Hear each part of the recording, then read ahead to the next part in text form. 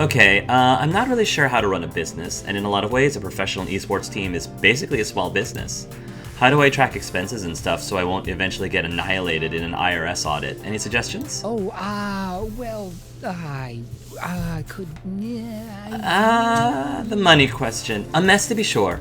Honestly, we hired an accountant to track a lot of that for us. Can I hire a hunky accountant, like, in my first game? We know a few who may be willing to lend you a hand. There's always Grace's big brother, Gavin.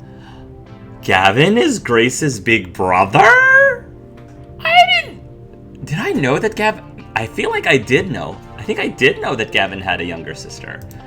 He may be a bit busy, though. Boo! Silly could point out... He could point our friend in the right direction, yes? Good.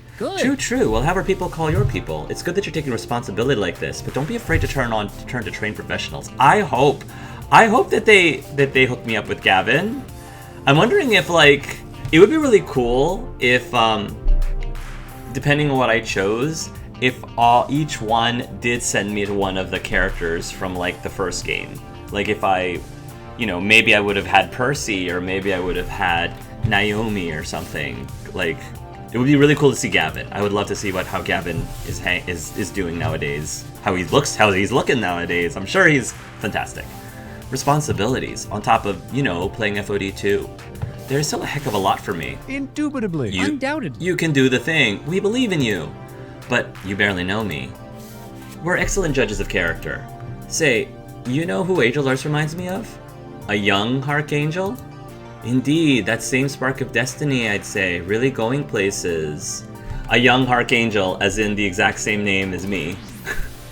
I probably should have chosen a different, character and persona, but I still wanted to play this game as me. Even though there is a clone Hark. This is parallel. It's sort of like the multiverse. This is the other Hark Angel from the multiverse. Wait, Hark? That's my cousin. I'm an angel. My cousin Hark. That's my cousin. I'm an angel. I'm a angel. Yeah, they should fix that. I'm a angel. Yeah, cousin. That's kind of cool. It's cool that's kind of cool that we're cousins, and you didn't know about any of this stuff? Well, small world, isn't it? I know! Yeah, we haven't been in touch. The whole angel family is sort of perpetually in survival instinct mode. Doesn't lend itself well to cousinly togetherness. I haven't kept tabs on Hark, who is also my clone. Well, allow us to fill in the gaps for you. We cheered Hark while he created a lovely arcade. What a grand adventure that was. Lovely dreams, simply lovely, no doubt similar to your own dreams in a way. It's almost like I'm the similar person. You never know quite where life will take you. Something Matt and I have experienced firsthand. Indeed. We started out running a donut shop and bookstore. You ran both a donut shop and a bookstore? How'd you manage to run two businesses at once? By running one business. We sold books and donuts under one roof. The whole story. Right. Such halcyon days of literature and sugar. I miss the whole story. Sadly, shifting demographics and the opening of a high-end cafe named La Biblio the Queue du Croissant signaled the end of that venture. Cute. Another sad tale of local business crushed by Big Donut and Big Book. Not that we let it bring us down. No, we moved right along to our next idea. Pizza, laundry, and video games. I'm sorry, this was your go-to idea? Absolutely. Positively. My point is, you may never know where you'll end up, but the journey to get there will certainly be interesting. You weren't expecting to manage an esports team, but look, you're managing an esports team. Isn't that something? It is something. Wear the mark of chaos with pride. Surf the wave, ride the snake. You don't have to tell me twice. That means something entirely different, Matt.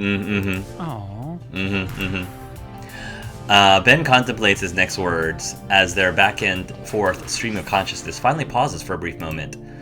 I mean, be honest, where did you actually see yourself in 10 years' time?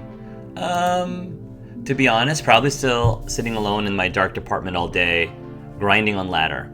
I have no idea whatsoever. I could predict it, but no point, right? Hoisting a trophy over my head while millions of fans cheer, I think, dead in a shocking tuna fish mishap. I had always assumed I'd live fast, die hard, and live an incredibly hilarious and slightly confusing obituary. Like being crushed by a grand piano or driving a clown car over Niagara Falls or something. Glad to hear you'll be leaving a different legacy then. No doubt your friends in Magnificent Seven can steer you true. And if you need any further assistance with not turning into a viral news headline, just let us know. We're happy to lend advice. Please note that advice lent in this manner has a 6-day return policy, or late fees will be collected. Now then, next order please. And that's when I noticed the very long line forming behind me of people waiting for Ben and Matt to get on with it. I mumble an apology, then scamper off to devour my pizza.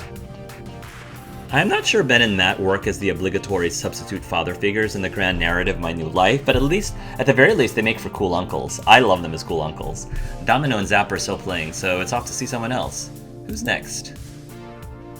How about Jinx and Grace? Yeah, I definitely like Jinx and Grace a lot. So, I mean, not to knock Rhapsody, but if I had to choose between the two of them, two groups, Jinx and Grace, hands down. With good, clean fun, maybe I can ask Grace about Gavin. With good, clean fun being a trifecta of greasy food, clean clothes, and hot arcade action, it's not too surprising to see my arcade friends washing underwear and stuff. Grace is chatting away with Jinx while folding mostly black clothing from the dryer. Jinx, for her part, occasionally glances at her phone while talking. How many socks have you lost to the sock goblins today? A few, but sock goblins aren't real. Then maybe it's Grace. Unlikely. Besides, Grace is helping me get my clothes sorted out. It'd be counterproductive. She does your laundry? Bad idea. Can't exactly carry a giant basket of clothes with these arms. Used to use a wagon, tug it along on wheels, but it's less tiring to get some help with stuff like this, and Grace volunteered. Always happy to lend a hand to my BFF, and it's a good opportunity to just chat and relax, you know? Oh, am I interrupting chat and relax times? Nah, it's fine. Something grabs Jinx's attention, her eyes flicking down to her phone while Grace continues folding black t-shirts. Grace, that car you were talking about, the Asimov? Yes. And Jinx returns her phone around to show the news headline, Self-driving car kills driver in accident. Alarmed, Grace nearly drops the shirt she was folding. Oh no. Says here that it was swerving to avoid someone who screwed up and drifted out of their lane. Someone would have died either way. Still not great for Asimov. Aww. That's really disappointing, even beyond my condolences for that poor man behind the wheel. A lot of us in the AI development community were really pulling for the Asimov. It could have solved a lot of our infrastructure and transportation problems. Maybe they can fix the bug and the negative PR won't squish the project entirely? Not sure about that. Doubtful. Problem is people. Any terrible human drivers on the road introduce X factors that an Asimov can't always solve for. Ugh. I think we discussed this. This was a really interesting discussion from my Detroit Become Human LP, by the way. One of my favorite LPs that I've done thus far. Sometimes I think people can't be trusted with cars. We're too reckless and too inattentive for these high-speed metal bricks. You're a professional virtual racer. Can't driving skills simply be taught? Yeah, that's why I don't own a car. I'd be unsafe at any speed. I'm guessing any AI would have difficulty solving the old trolley problem. So if the car swerved, someone dies. If the car didn't swerve, someone dies. Sounds to me like an ethics problem. Yeah, one of the really interesting things about the Detroit Become Human discussion was it was essentially the same situation where they have self-driving cars and what would happen if somebody was going to die anyway, either the person behind the wheel or the person that they're about to hit. If they don't swerve, somebody's going to die. And one of the things that was mentioned is that the AI in split-second time does a whole bunch of calculations to determine the quote-unquote value of each person. Value.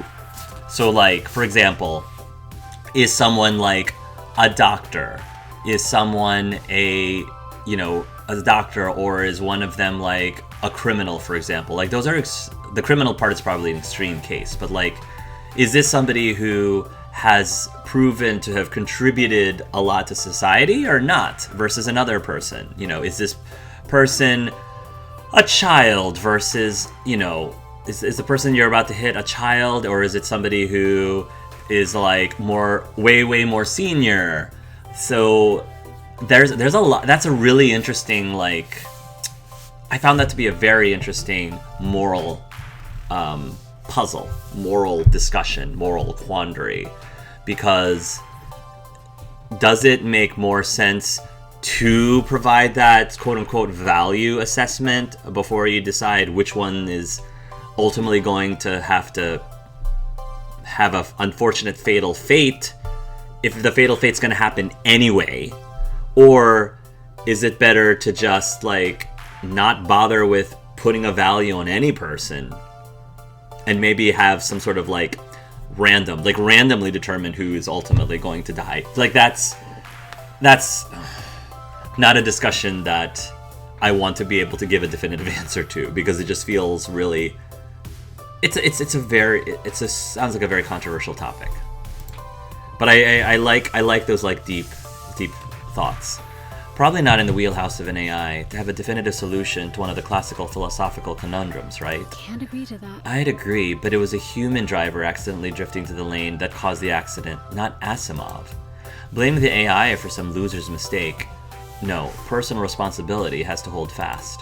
Sometimes I think if every car was run by code, it'd all flow smoothly, optimally, safely, even if America will never give up driving. I don't know, a lot of people really want to give up driving. I know a lot of people who also refuse to drive too. So having a car that does it for them, I feel like there is definitely, like, plenty of people who would favor that. Yeah, that's unlikely. Even aside from one's independent spirit and freedom of movement, people don't trust AI yet. That's unfortunate. And sadly, this incident won't help Asimov's chance at acceptance in the mainstream. Maybe Iris should drive cars instead. She seems compassionate enough to make the right choices. That's no reason to give up. The industry just has to keep pushing forward despite the haters. Maybe it's for the best. One day we'll be ready for self-driving cars, though. I'm gonna say this. That's no reason to give up. As a science kind of guy who likes the idea of technology, that's no reason to give up. The industry just has to keep pushing forward despite the haters. Hey, don't let that get you down. Every technology faces setbacks. If they keep pushing forward, they'll get there one day. The public is still thinking killer robots from the future, but that'll pass, especially if we don't give up. Exactly. We need to keep trying, learn from our mistakes, and move ahead. I just hope that this doesn't result in defunding the Asimov project. The intersection of progress and capitalism can be weird. I love science. I love science. Not in that goofy OMG science rules way you can see on Facewall or Twitter. I'm a firm believer in both the human spirit and the ability to improve upon the human condition through science. That's wonderful. Robotics, biohacking, space exploration, everything. There's a bright future ahead of us if we're willing to put old attitudes aside and reach for it.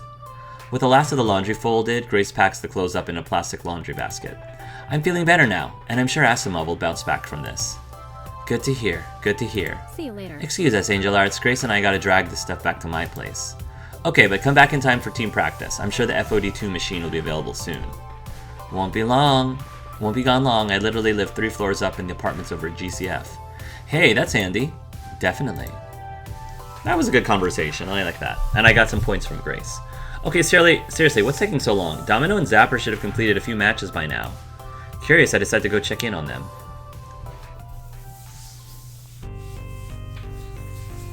On arriving at the center of the arcade, I see them in the middle of a pretty intense match, with everyone else just sort of watching from the sidelines. Curious, I joined the fringes of the group to see what's going on. Oh, for sake. That's the 3rd time I've been ganked. Domino, get your skinny ass up here and defend me. Can't talk, swarmed by ninja. Or ninjas? Do you pluralize ninja, or is ninja already plural? Ninjas, I'm pretty sure Shut is the an f- up and S. help me. We're gonna lose this match if you don't get your act together. I didn't exactly see you diving into my lane to save my bacon when they roasted me in round 1, Zapper-chan. Oh boy. I'll bail you out when you learn the difference between your joystick and your Wow. Oh good, they're fighting. Just what I was hoping for. Some interpersonal drama to sort out. Finally, you decide to stop twiddling your thumbs and dive my lane. Honestly, Domino, you've got the speed and grace of a garbage truck. Are we trash talking then? Is that what's expected of me? Okay, I can trash talk. Because you've built your life entirely Oh gosh, around that this creeps game me while out. pushing your friends away, you're probably going to die alone and unloved. My gosh, Domino creeps me out. In a decade or so, your reflexes will be too shot to do the one thing you were any good at. And the voice crack doesn't help either with the creepiness. You'll be like a high school quarterback with nothing at the end of the road, but alcoholism and loneliness. That face, man. Also, you smell like poop. Well, did I talk trash of sufficient quality to earn your admiration, Zapper? Wow, okay. Exactly 3 seconds of absolutely horrified silence follow as Zapper's expression slides perfectly from terror to rage. And then she makes that rage known, rather directly. Is she gonna... Oh, with instinctive anger, she uses both hands to give Domino a hard shove away from her. Whoa, whoa. Okay, neither of these two... I don't agree with either of these two. Both of these two are in the wrong. Like, Domino shouldn't have said what he said, and Zapper definitely should not have put her hands on him. Like, I don't care if you're a girl or a dude. Doesn't matter. Like, you don't put your hands on people like that. This is like borderline assault now. Which causes him to stumble, trip over his ratty old backpack he left on the floor, and fall on his rear. Everyone in Magnificent Seven stands speechless as Domino sits on the floor, and Zapper looming over him. On realizing everyone's staring, Zapper stammers, lips moving silently before she finally blurts out a retort. I quit. Screw this. Screw you all. I'm going home. Wow, okay. I only just noticed her tattoos, the like Super Mario stars and clouds and coin tattoos. Those are really cool. I have to give her props for that. With determination, she shoves past the rest of the group and on her way out on the door to leave good clean fun, presumably forever. Oh no. Oh no. Grace, it's okay. Deep breaths. This can't be It's happening. happening again, isn't it? It's all coming apart. I should have stepped in. I knew this would happen.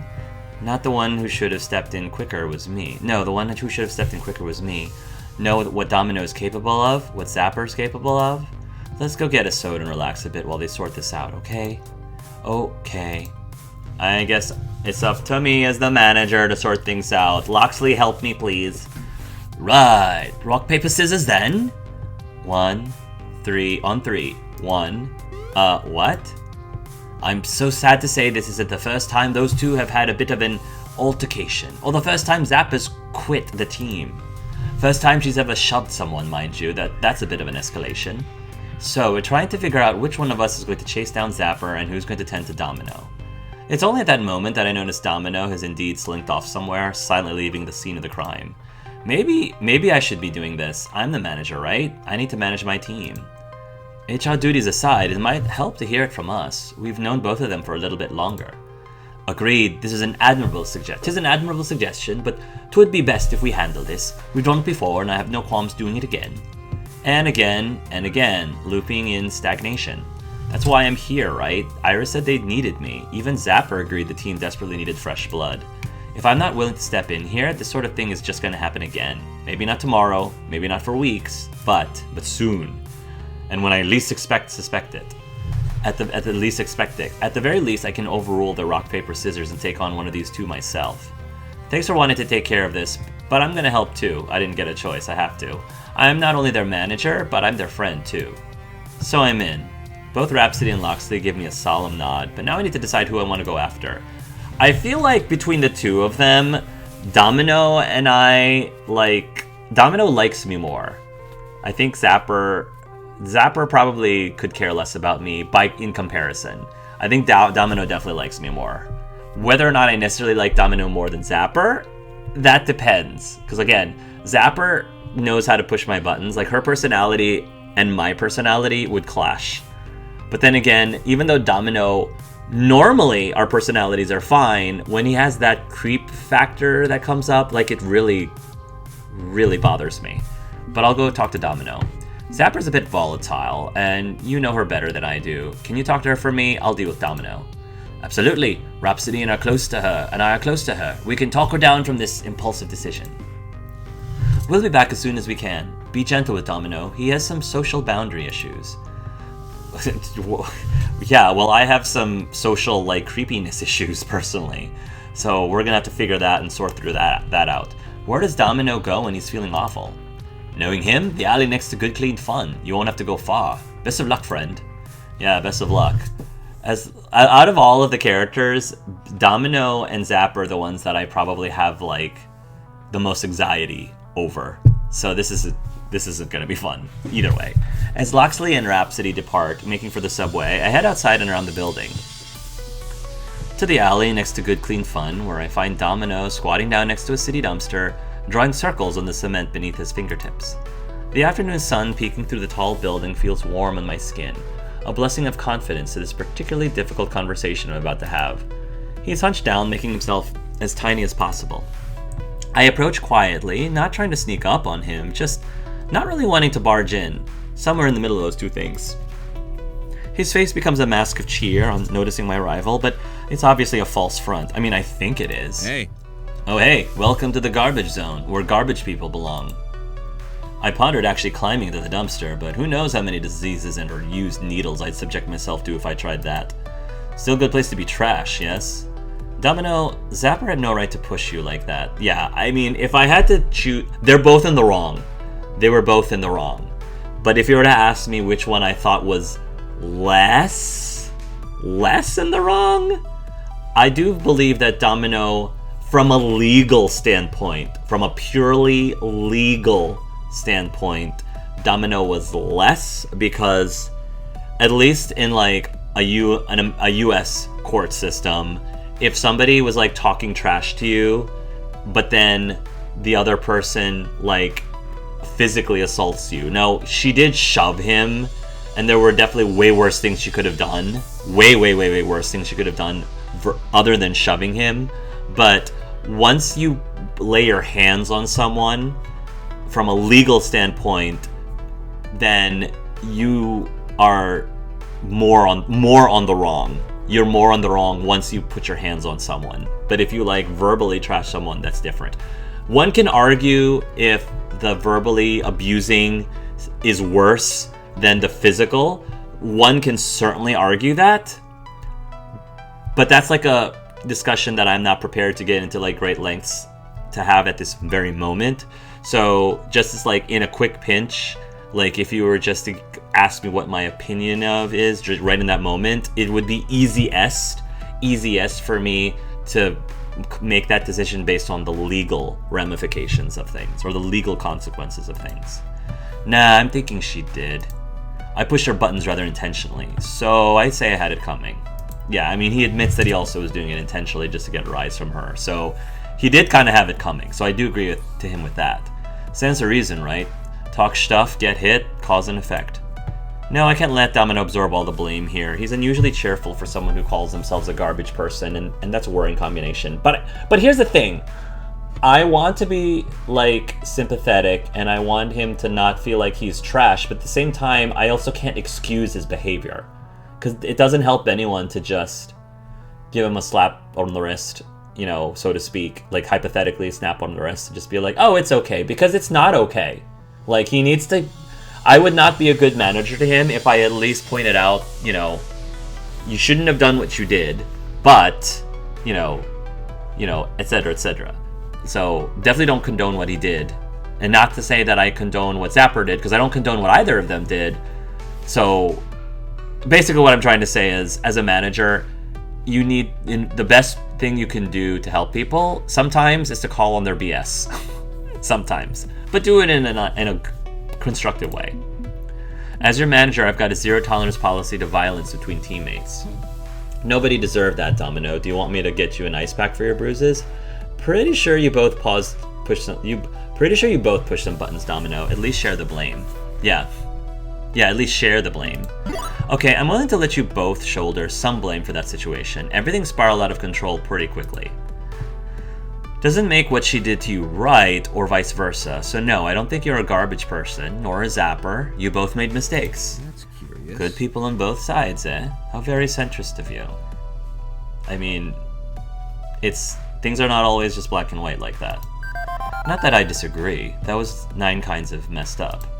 But still, it still means 4.5 kinds of messed up are my fault, and my screwed up self. With a ragged sigh, he pulls himself up from sitting next to the dumpster and straightens out his coat. My problem is... how do I put it? you're possessed by a demon. Either a demon or a Cheshire cat.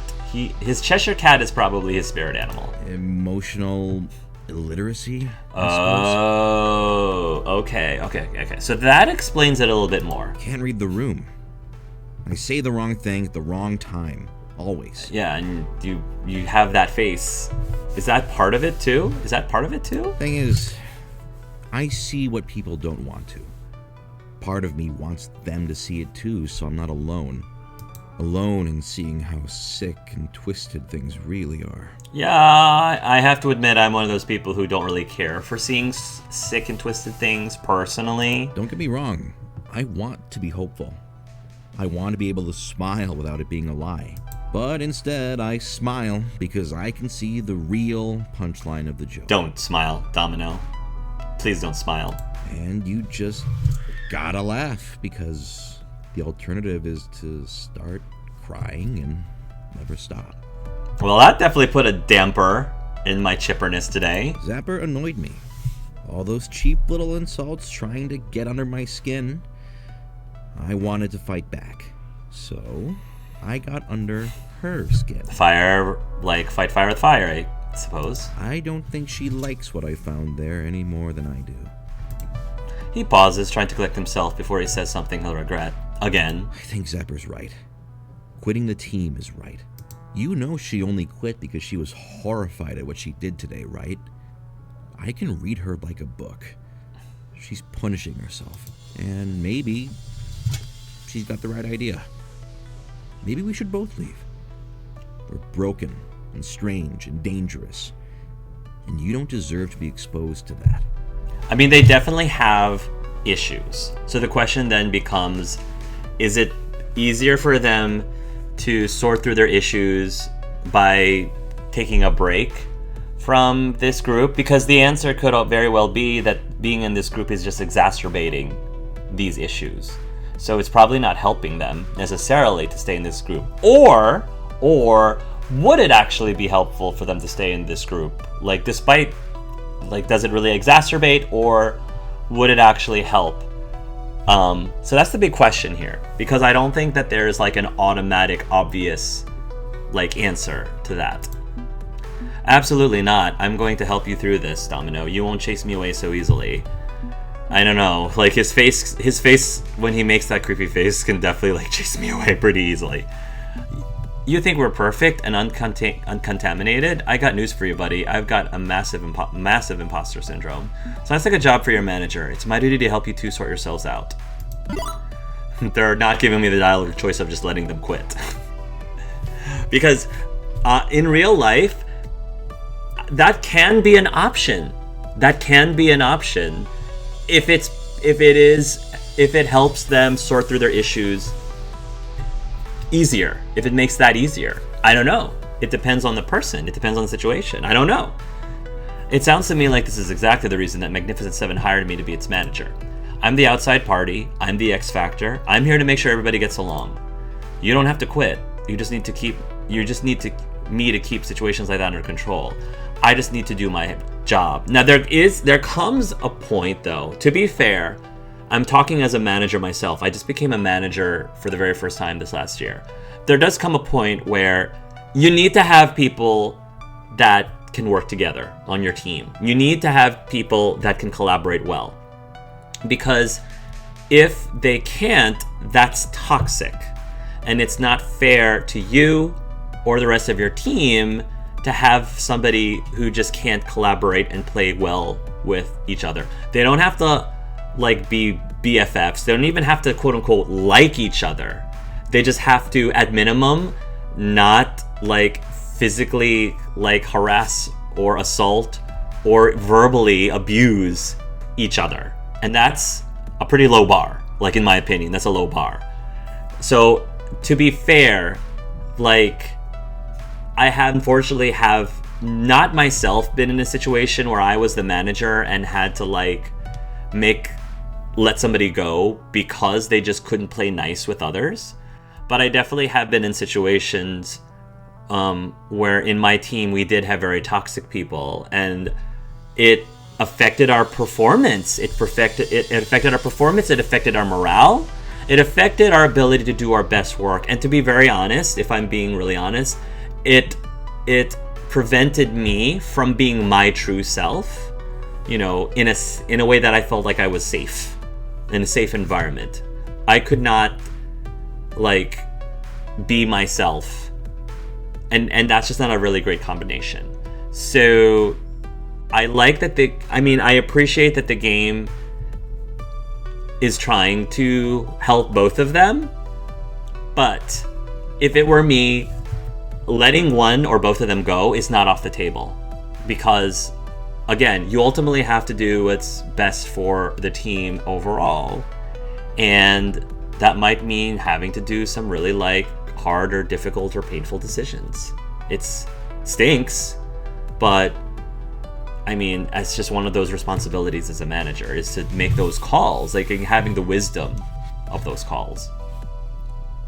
So he says he doesn't have to quit. I would love for everybody to stay, but if it were me, quitting is a possible option of many options, of which there are many factors and things to consider.